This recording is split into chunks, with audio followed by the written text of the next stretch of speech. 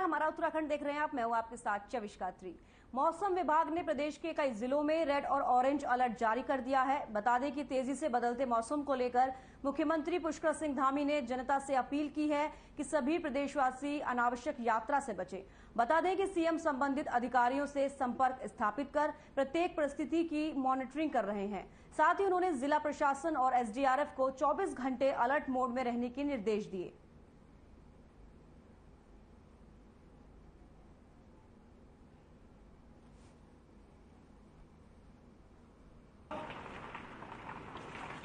यार चलो इन्होंने अच्छा काम किया है। अब जिन जिन के पद थे वहाँ, मैं लैब टेक्नीशियन है, एक्सरे टेक्नीशियन है, कोई क्लिनिकल का है, ठीक है, कोई आउटसोर्सिंग का है, तो 3700 में से लगभग 3000 लोग तो लगे। ठीक है। अब 288 लोग हैं, उनके पद हैं।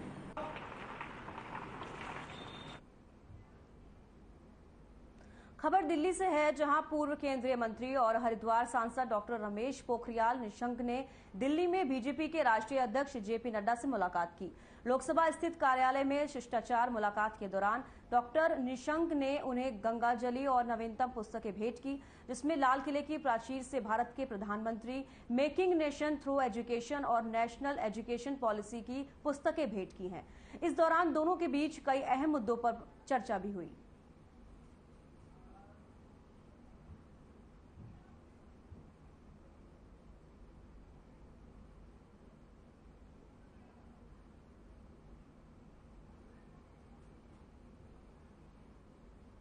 आजादी के अमृत महोत्सव के तहत प्रदेश भर में कार्यक्रमों का आयोजन किया जा रहा है और इस कड़ी में बीजेपी महानगर के पदाधिकारी ने हर घर तिरंगा कार्यक्रम के अंतर्गत बैठक का आयोजन किया। इस बैठक में आगामी कार्यक्रमों की रूपरेखा तैयार की गई। बीजेपी महानगर अध्यक्ष युवा मोर्चा देवेंद्र सिंह बिष्ट ने कहा कि आजादी के अमृत महोत्सव के तहत पूरे प्रदेश भर में कार्यक्रमों का आयोजन किया जा रहा है। इसी कड़ी में बीजेपी महानगर ने हर घर तिरंगा अभियान की शुरुआत की है, जिसके अंतर्गत महानगर में बीजेपी कार्यकर्ता हर घर तिरंगा लगने का काम कर रहे हैं।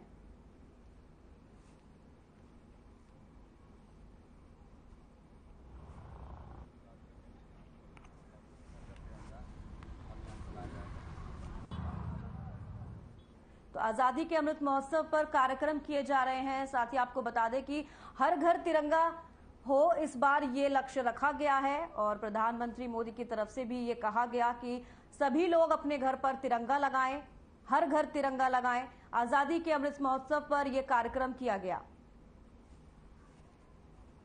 हर घर तिरंगा अभियान की शुरुआत जो है हो चुकी है और 15 अगस्त के दिन सभी के घरों में तिरंगा हो, ये अपील प्रधानमंत्री मोदी की तरफ से की जा रही है, जिसको लेकर लगातार कार्यक्रम भी हो रहे हैं और अमृत महोत्सव कार्यक्रम का आयोजन किया गया। हर घर तिरंगा अभियान की शुरुआत हो चुकी है।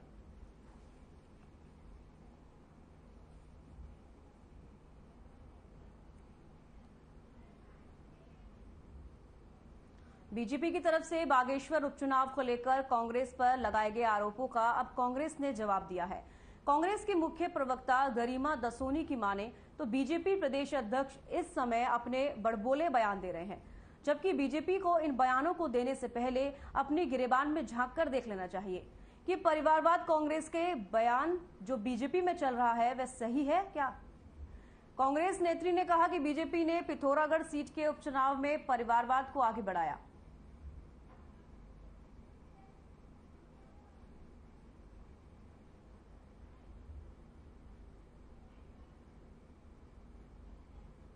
अध्यक्ष महेंद्र भट्ट ने कांग्रेस पार्टी पर यह आरोप लगाया है कि बागेश्वर में कांग्रेस पार्टी को कोई कैंडिडेट नहीं मिल रहा है और दूसरी पार्टी से आयात करने का कांग्रेस पार्टी ने मन बनाया है।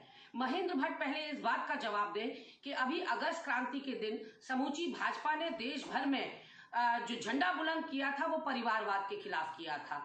सल्ट में आप स्वर्गीय सुरेंद्र जीना के भाई महेश जीना को टिकट देते हैं। पिथौरागढ़ में आप स्वर्गीय प्रकाश पंत की धर्मपत्नी चंद्रा पंत को टिकट देते हैं।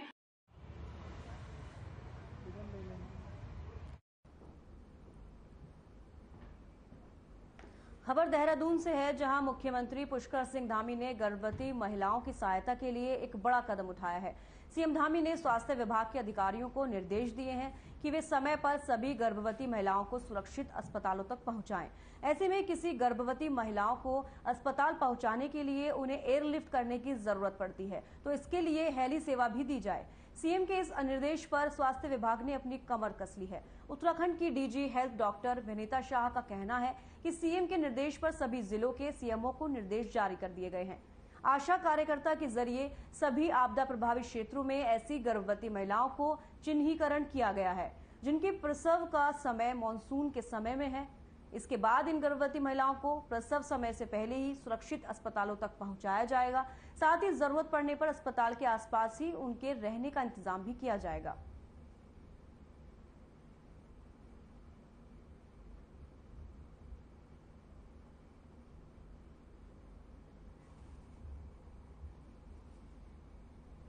हमने सभी सीएमओज को इस चीज़ में गर्भवती महिलाएं जो ऐसे फार रीच एरिया में हैं और जिनका डिलीवरी डेट पास है, आइडेंटिफाई करके और उनको त्वरित उनको लाने के हर संभव जो भी मेथड हो निर्देश दे दिए गए। राज्य के अंदर स्वास्थ्य सेवाएं किस तरह से चरमराई हुई हैं, आए दिन गर्भवती महिलाएं दम तोड़ रही हैं, कहीं तो जो है गर्भवती और जच्चा बच्चा दोनों दम तोड़ रहे हैं। अभी देहरादून में आपने देखा कि दून हॉस्पिटल की जो है लिफ्ट है, उसके बाहर गर्भवती को प्रसव करना पड़ा।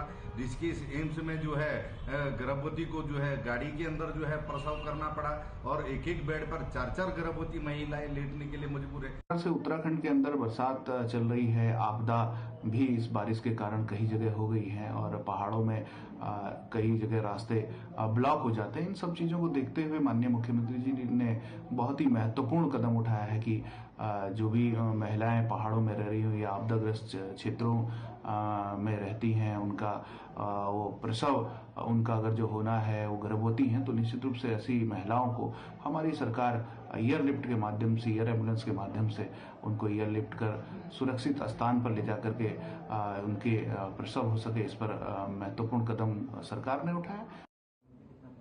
बहुत लोगों ने वो कर दिया था।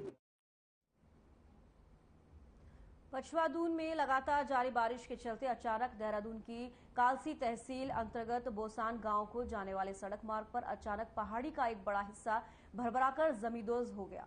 वहीं पहाड़ दरकने से सड़क मार्ग का कुछ हिस्सा टूटकर मलबे के साथ खाई में गिर गया और सैकड़ों की आबादी वाले गांव बोसान का संपर्क मुख्यालय से कट गया। तो वहीं घटना के वक्त मौके पर मौजूद ग्रामीणों में अफरा तफरी मच गई।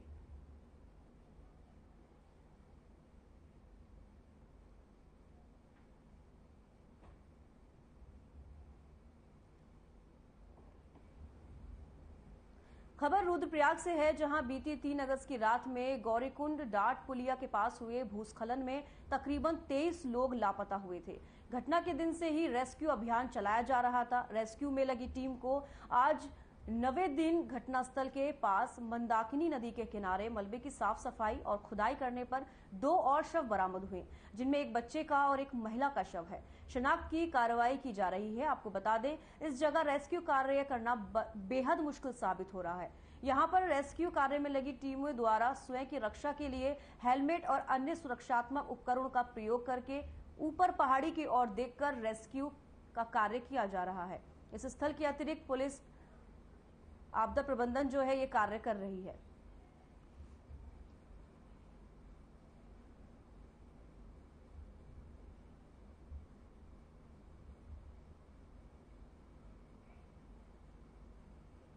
तो अब तक 7 शव बरामद हुए हैं। साथ ही गौरीकुंड में रेस्क्यू ऑपरेशन जारी है और रेस्क्यू ऑपरेशन के बीच 2 शव और बरामद हुए। एक बच्चे का शव मिला है और साथ ही एक और शव बरामद किया गया है। तो अब तक पूरे 7 शव बरामद किए जा चुके हैं। रेस्क्यू अभी भी जारी है।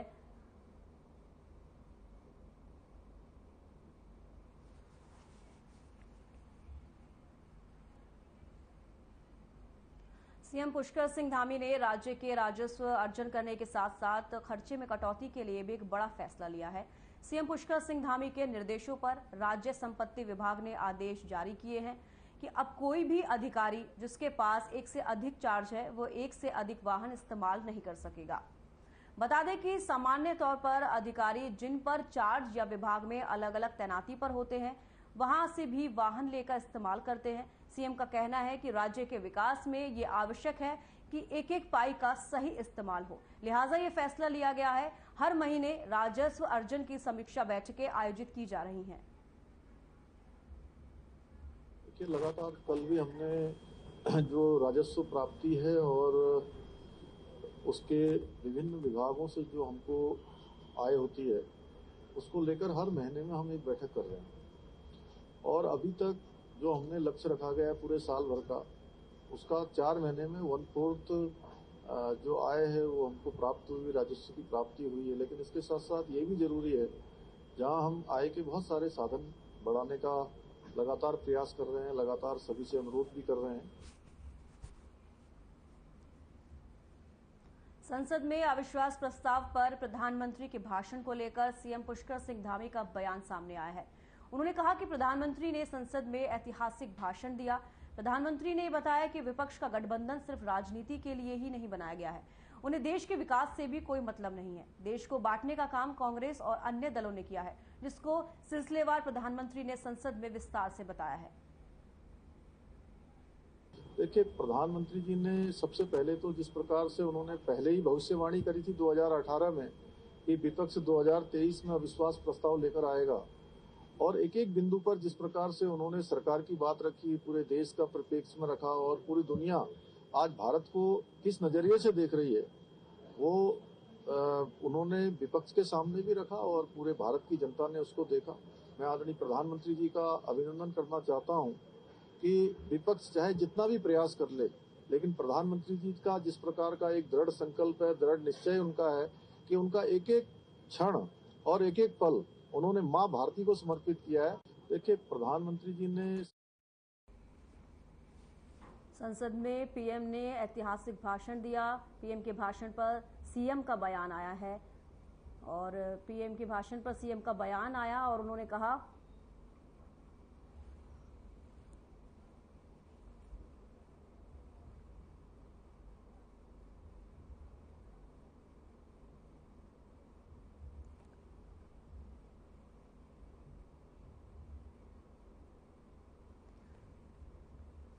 तो देहरादून से ये खबर आपको बता रहे हैं जहां पर सीएम पुष्कर सिंह धामी ने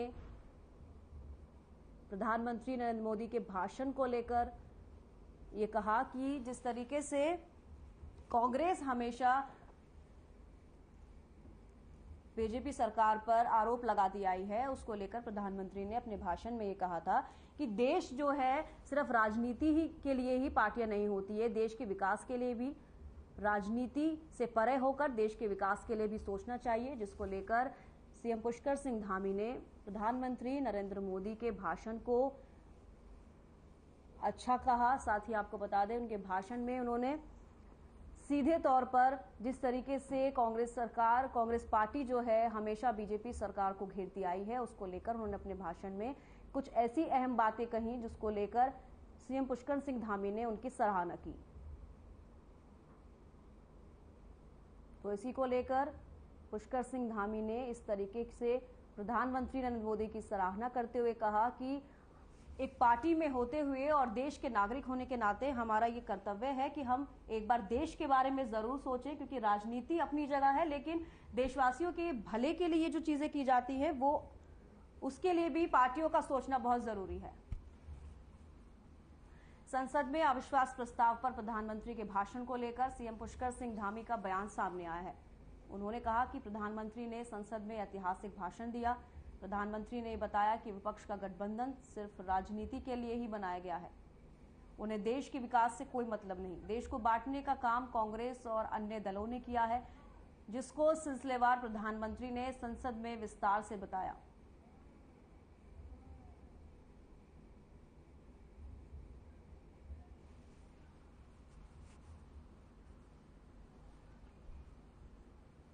उत्तराखंड के पहाड़ी और मैदानी क्षेत्र में लगातार भारी बारिश होने के कारण कई क्षेत्र बाढ़ की चपेट में आ गए हैं, तो कई जगह जलभराव की स्थिति उत्पन्न हो रही है। वहीं पहाड़ी क्षेत्रों में भूस्खलन होने से काफी नुकसान भी हुआ है।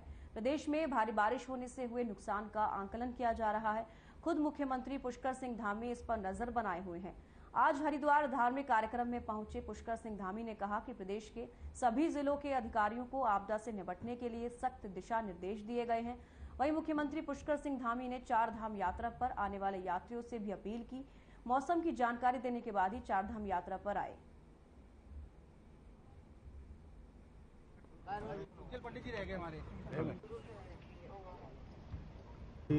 मानसून सक्रिय रहा है और अतिवृष्टि हुई है, उसके कारण से पूरे प्रदेश के अंदर अनेकों स्थानों पर, चाहे आज हमारा चमोली जनपद हो, रुद्रप्रयाग हो, उत्तरकाशी, पौड़ी जनपद में कोटद्वार, दुगड्डा, उसके आसपास का क्षेत्र, नैनीताल का हल्द्वानी, रानीबाग, काठगोदाम वाला क्षेत्र, उधम सिंह नगर में सितारगंज, खटीमा, काशीपुर, बाजपुर, अनेकों स्थान जलमग्न हो गए हैं, जिसके कारण से अनेकों स्थानों पर सड़कों का नुकसान हुआ है, पेयजल की लाइनों का नुकसान हुआ है, पुल क्षतिग्रस्त हुए हैं, जनहानि भी हुई है। इसके साथ साथ अन्य प्रकार की जो हानियाँ आपदा में हुई हैं, सभी स्थानों पर सभी जिलों के अधिकारियों को कहा गया है कि तत्काल जो घटना स्थल हैं उन स्थलों पर पहुँचें और लोगों को जो तत्कालिक मदद हो सकती है वो मदद करें।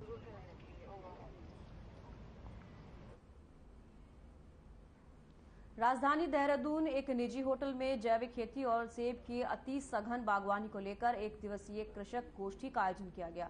उद्यम खाद्य प्रसंस्करण विभाग द्वारा आयोजित इस गोष्ठी में प्रदेश भर के सैकड़ों किसानों ने भाग लिया। इस गोष्ठी में किसानों ने अपनी समस्या और सुझाव कृषि मंत्री गणेश जोशी के सामने रखे।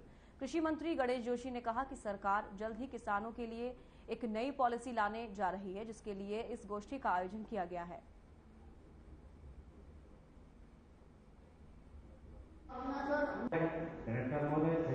पंजाब के अंदर, हरियाणा के अंदर किलो बहुत बिकता है, वो 5 रुपए 6 रुपए किलो वहाँ पर बिकता है, फेंक भी देते हैं।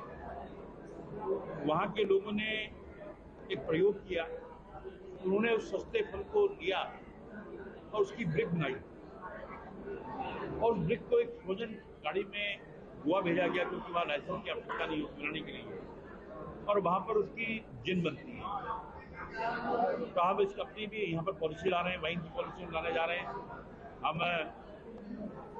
फ्रूट बियर बनाएंगे या फ्रूट वाइन बनाएंगे, ताकि हमारा जो इस प्रकार का जो फल है उसका भी हो सके। किसी भी चीज़ को शुरुआत करने में टाइम लगता है, हमने एक शुरुआत की है और उस शुरुआत इन लोगों के साथ की है कि जो इससे प्रभावित होते हैं। आने वाले समय में आपको इसकी प्रेरणा मिल जाएगी। अब देखें, अभी तो फिलहाल तो ये प्रपोजल लेके आ रखे हैं। क्या मुख्य मांगे हैं आप लोगों की? हम लोगों की एक्चुअली अभी जो नई पॉलिसी ला रहे हैं, जिसके अंतर्गत ये लोग 40 और 60 का परसेंटेज रख रहे हैं, वो बहुत पहाड़ में पॉसिबल नहीं है। आप लोग बारदाना हमें बहुत महंगा दिया जा रहा है। उत्तराखंड में लगातार बदलते मौसम की वजह से जगह जगह रास्ते बंद हैं, सड़कें टूट रही हैं। सरकार की मुश्किलें अभी कम नहीं हुई हैं। ऐसे में विपक्ष ने भी सरकार पर मौसम की वजह से हो रही तबाही को लेकर कड़ा हमला बोला है। कांग्रेस प्रदेश उपाध्यक्ष सूर्यकांत धस्माना ने आरोप लगाते हुए कहा कि अवैध खनन की वजह से उत्तराखंड के अंदर तबाही हो रही है। ऑल वेदर रोड का नामकरण जब से हुआ है तब से तबाही हो रही है। हरिद्वार डूबा हुआ है। राजधानी देहरादून की स्मार्ट सिटी के नाम पर सारे मुख्य मार्ग खुदे पड़े हैं। सरकार जहां रोज चलती है उसे दिखाई नहीं देता।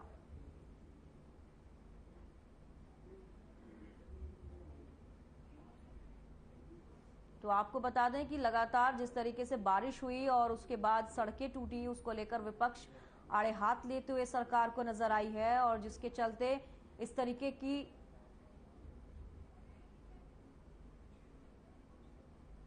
देखिए, पूरा राज्य इस समय आपदाग्रस्त है। राज्य में पिछले 1.5 महीने से गढ़वाल संभाग में, कुमाऊं संभाग में, हमारे तराई के क्षेत्रों में, हरिद्वार में, उधम सिंह नगर में, राजधानी देहरादून में, कोटद्वार में जिस प्रकार से आपदा का कहर है, उस आपदा से निपटने के लिए और स्थानीय जनता को मदद देने के लिए सारा सिस्टम फेल है। सरकार कहीं नजर नहीं आ रही। सेफ्टी सर्वे में ब्रिजेस के 36 फुट थे, अब वो बढ़कर के 80 के करीब हो गए, खतरे की जद में। और इसमें 95% जो डेंजर जोन में आए हैं वो अवैध खनन की वजह से आए।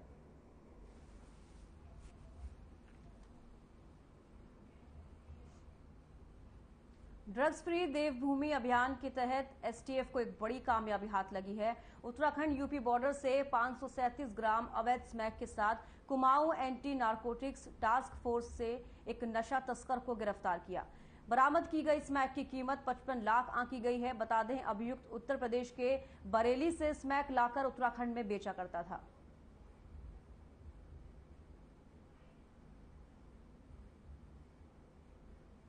देखिए, माननीय मुख्यमंत्री जी द्वारा ड्रग्स फ्री देवभूमि अभियान चलाया जा रहा है, जिसमें लगातार जो हमारी एएनटीएफ की टीम है वो जो नशे के बड़े सप्लायर्स हैं उनके विरुद्ध कार्रवाई करने में लगी हुई है।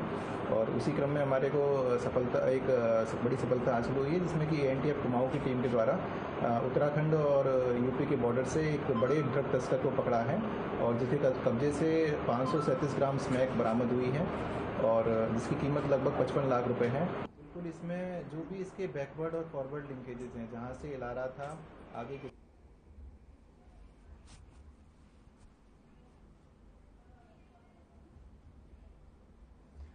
हमारा उत्तराखंड में फिलहाल इतना ही। दीजिए इजाजत, नमस्कार।